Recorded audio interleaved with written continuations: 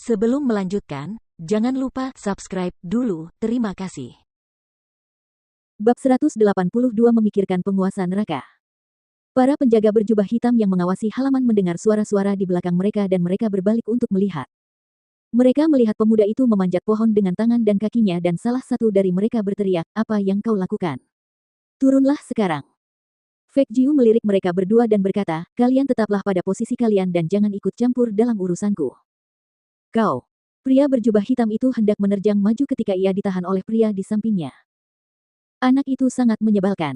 Sebaiknya kau tidak usah repot-repot dengannya. Lagi pula, dia tidak berkeliaran di mana-mana, biarkan saja dia melakukan apa yang dia mau." Penjaga berjubah hitam itu melihat Feng Jiu menemukan tempat yang nyaman di pohon saat dia bersandar untuk tidur dan dia tidak dapat menahan diri untuk tidak menegur, meninggalkan tempat tidur yang layak di dalam dan malah berlari untuk tidur di pohon. "Kurasa anak ini agak gila." Feng Jiu tidak mau repot-repot dengan mereka karena dia tidak bisa beristirahat dengan baik sejak dia dibawa ke sini. Meskipun di sini agak dingin, itu lebih baik daripada berdesakan di sana dengan 10 hingga 20 pria itu. Setelah 2 hari berkeliaran di halaman, dia sudah memahami aturan di menara medis. Hanya kultivator medis yang diizinkan memasuki menara dan menurut pangkat, kultivator medis yang mampu meramu obat-obatan bermutu tinggi akan menikmati posisi yang lebih tinggi dan diperlakukan lebih baik di istana neraka. Selain itu, meskipun banyak dari mereka yang ditangkap untuk datang ke sini, karena cara mereka diperlakukan, mereka semua menyerah untuk menyimpan pikiran untuk melarikan diri, dengan hati-hati tetap berada di dalam menara medis. Dikatakan bahwa selama seseorang mampu menghasilkan obat-obatan yang sangat berharga, selain hadiah yang diberikan kepada mereka, mereka juga dapat pergi ke menara kecantikan untuk menemukan kecantikan untuk menikmati malam yang penuh kegembiraan dan pesta pora. Dan selama mereka dengan tulus setia kepada istana neraka, pada interval tertentu, mereka juga diizinkan untuk kembali ke rumah untuk sementara waktu. Adapun menara kecantikan, konon katanya itu adalah jaringan informasi yang telah dipersiapkan dan dikembangkan oleh istana neraka. Istana neraka memiliki menara kecantikan di mana-mana, seperti rumah bordil di mana-mana. Menara kecantikan adalah wanita cantik yang dikumpulkan dari berbagai penjuru negeri, semuanya bertubuh indah dan menggoda, dan parasnya sangat menawan. Bahkan ketika para praktisi medis yang tabah dan sangat kuno ini baru masuk ke sana satu kali saja, mereka akan terbius oleh wangi lembut belayan wanita cantik itu, tidak mampu melepaskan diri dari daya tariknya. Saat itulah Feng Jiu mulai penasaran dengan penguasa neraka untuk pertama kalinya. Sebenarnya, orang seperti apakah penguasa neraka itu? Apa yang sedang kamu pikirkan?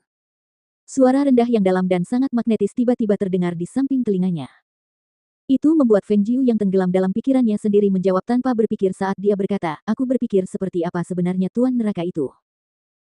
Begitu kata-katanya keluar, seorang pengawal bayangan yang menjaga menara medis dari dalam bayangan segera merasakan kedutan di sudut mulutnya saat dia berpikir, anak ini bahkan memimpikannya tuannya saat hari masih sangat cerah. Anak itu punya nyali. Halaman yang ramai itu tiba-tiba menjadi sunyi senyap karena semua pasang mata menatap aneh ke arah anak itu. Ketika mata mereka melihat lelaki tegas berdiri di samping anak itu, semua orang segera mengalihkan pandangan heran mereka dan melanjutkan tugas mereka masing-masing. Hah! Feng Jiu akhirnya tersadar dan ketika dia menoleh untuk melihat pria yang berdiri di sampingnya, matanya berbinar dan dia menyeringai malu. Hehehe. Oh, itu pasti penguasa neraka sendiri. Baru beberapa hari tidak bertemu denganmu dan kamu tampak semakin tampan. Tatapan tajam penguasa neraka jatuh ke wajah Feng Jiu yang terluka parah untuk melihat senyum yang terasa diwarnai dengan ketidaktulusan yang luar biasa. Matanya berkedip sebentar saat suaranya yang dalam berkata, "Ikutlah denganku ke dalam." Dan penguasa neraka kemudian berjalan ke dalam menara dengan kedua tangan di belakang punggungnya. Melihat itu, Feng Jiu segera menyusul langkahnya. Saat dia melangkah lebih cepat dan melihat serigala abu-abu yang tampak putus asa di belakangnya, sudut bibir Feng Jiu tanpa sadar melengkung ke atas, membentuk senyuman. Serigala abu-abu yang berada di belakang tampaknya sama sekali tidak mendengar kata-kata Feng Jiu.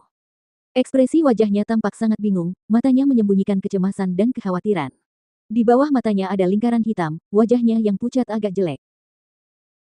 Melihat tuannya sudah masuk ke dalam gedung, Grey Wolf pun segera mengikutinya, sambil berpikir meskipun hal itu sulit untuk dibicarakan, ia harus mencari kesempatan untuk mencari para penyembuh di dalam menara medis untuk mengetahui apa yang salah dengan situasi yang tengah dihadapinya.